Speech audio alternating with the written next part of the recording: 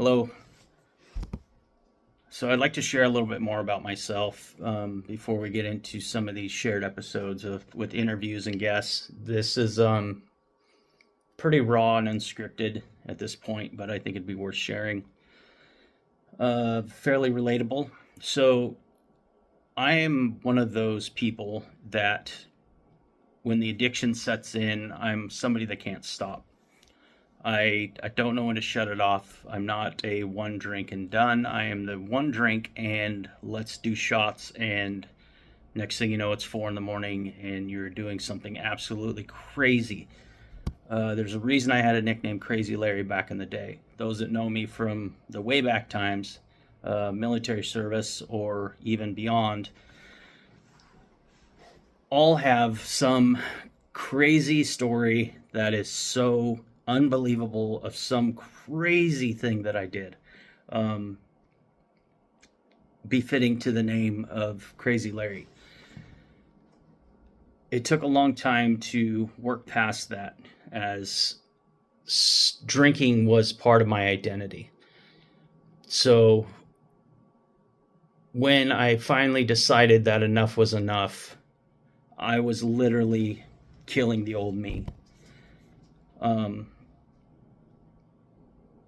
it just seems so selfish, in a sense, to kill that person that I had been for so many years. But it was needed, it was necessary for me to move on in life, for me to have success, for me to be a good father, for me to be a good partner. That was much more important in the end when I finally made the decision. I'd gone to AAA before, different meeting settings, inpatient programs, multiple times. More were forced. They weren't of my own accord. They were court ordered or a commanding officer ordered type scenario. It wasn't until I was doing it for myself that I was actually able to engage with the criteria and actually take the steps that I needed to take for sobriety. I am not a fan of mass prescripted treatment, I guess is the word I'm trying to say here, or what I'm looking for. So things that are prescribed for the masses do not work for the individual. So the reason those things had failed multiple times wasn't just that I didn't want to quit drinking.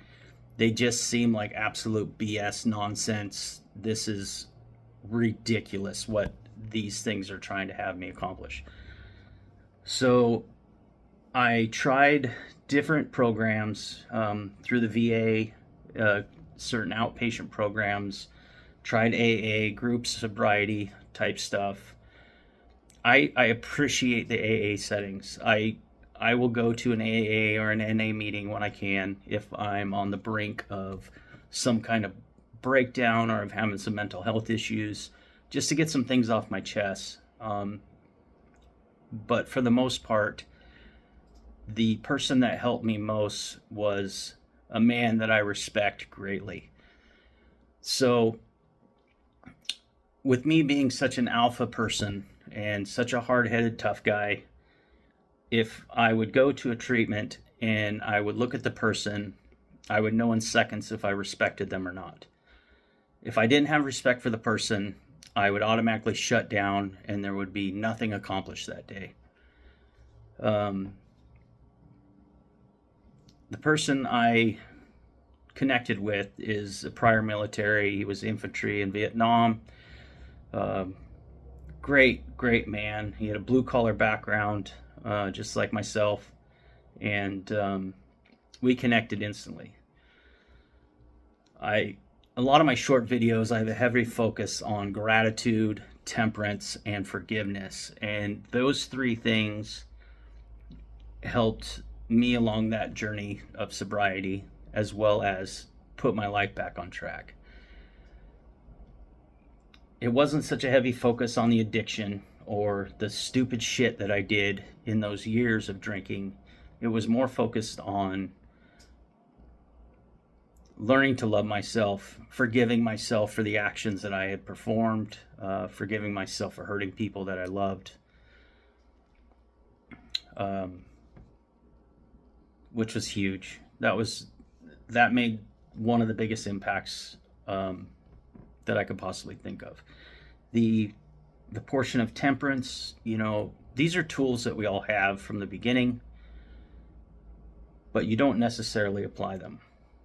Temperance itself is to practice self-control, I guess is a good way to explain it.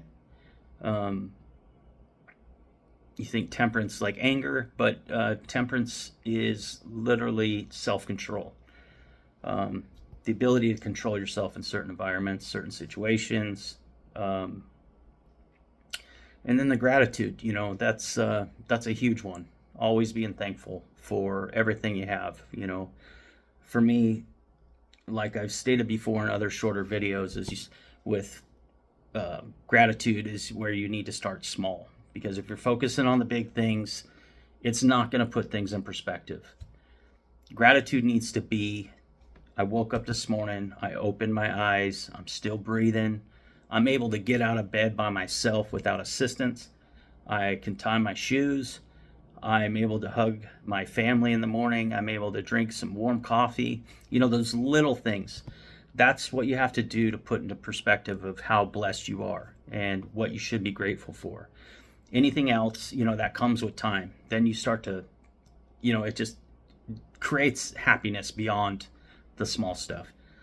But to get back on track here, those three things were heavy within the lessons that I learned. But it was just how to apply them into my daily life. Outside of those lessons, there was some other practices that I did. So I was a member of a men's group, a lodge, and outside of drinking heavy on my own time, but I had to step back from any social groups, step back from any networking, had to step back from any functions that had to do with alcohol, completely remove myself. I went as far as deleting close to 300 contacts out of my phone. And it's not that I didn't like those people or love those people.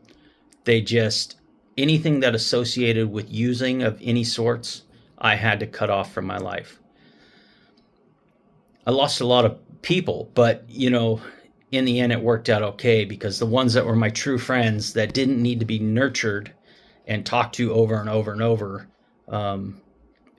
to maintain that relationship were the ones that were there and had my back when they finally understood what I was going through.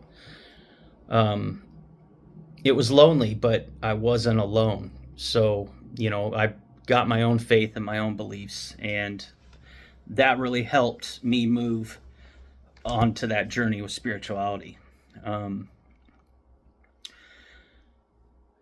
So it was a lot. I'm not going to lie. It was a lot. It was hard. I would wake up in the morning, I would go to work, I would come home, shut off my phone, and stay home. And then I was able to incorporate the gym. So I would go to work, I would come home, I would go to the gym, and then I was home. That was it. Wouldn't go to people's houses for birthday parties, wouldn't go to barbecues, wouldn't go to recitals, wouldn't go to anything. I was locked down, but I knew it's what I needed to do in order to improve and to make it through what I was going through. I didn't have the shakes, I didn't have the withdrawals, but I just have that addiction to where everything that I did in life included some sort of alcohol. Anything. Any family functions, I'd be drinking. Social events, I'd be drinking. Weddings, of course, that's a no-brainer. But I just didn't know how to live life without alcohol or some kind of substance involved, Once an addict, always an addict. Not saying that I'm a perfect angel, but the alcohol was the one thing that I needed to cut out 100%.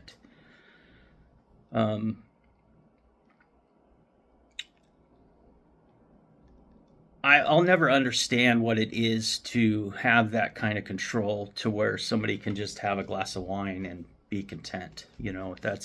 that's something I have to keep at the forefront of my mind. So I slowly started easing back into things as time went on. I do a lot of networking with the work that I'm in. I'm a construction executive.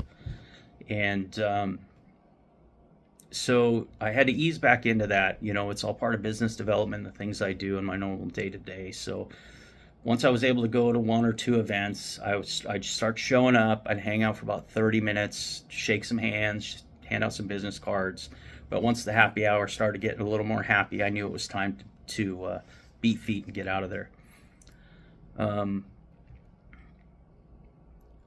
Deeper into the journey, I was finally able to the point where I could go up and grab a soda water. People, once they started realizing what I was about, they quit asking me, hey, can I get you a beer? Things of that nature. When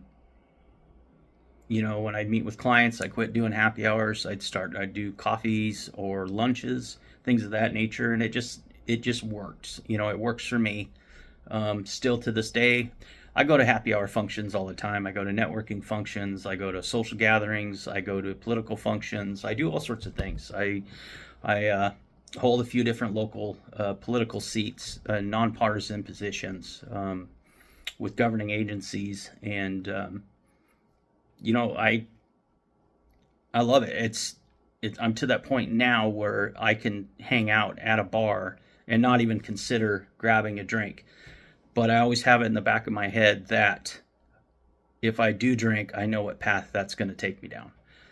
So the temperance there is, I think, practiced very well these days. And I appreciate all those lessons I learned with my friend, ultimately. He became a pretty close friend of mine.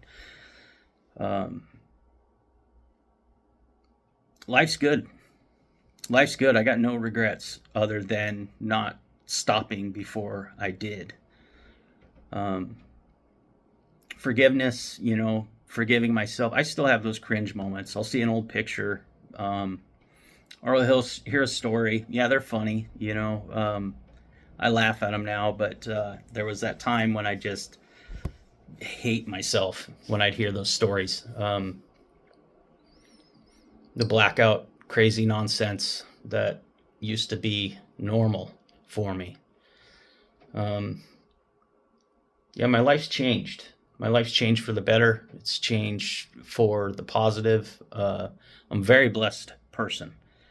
I feel I have this calling to share some of my insight and stories, and I appreciate you watching these videos, and I appreciate all the subscribers that I have. And hopefully we all continue to grow together. Jumping into some longer videos, we'll have some pretty good stuff lined up. The first episode, I've got one of my longest friends that I've had, true friends. We served together. Great man, very blessed man, smart, intelligent. He's a father of 3 girls. Been married to his wife for a little over 20 years, probably, about 25 years. And I admire the living daylights out of him. Just somebody that's always been an old soul. He's a consult to me, as well as my friend. We text constantly. But he's had some challenges too, just like I have. But his faith is really strong. And that's something that's pulled him through just about everything that he's been through. No, I'm really excited about this. I'm feeling really optimistic. I know I get some comments about being bald. I don't mind. I'm bald. I've been bald since I was 28 years old. That doesn't bother me one bit. I'm usually wearing a hat because my head's cold. Life's good. Life is good. I hope your life is too. That's what I really want to share on here, some positivity. I want to let people know they're not alone. They're not the only one going through what they're going through. We all go through our shit. Some of us just wear it a little bit better than others.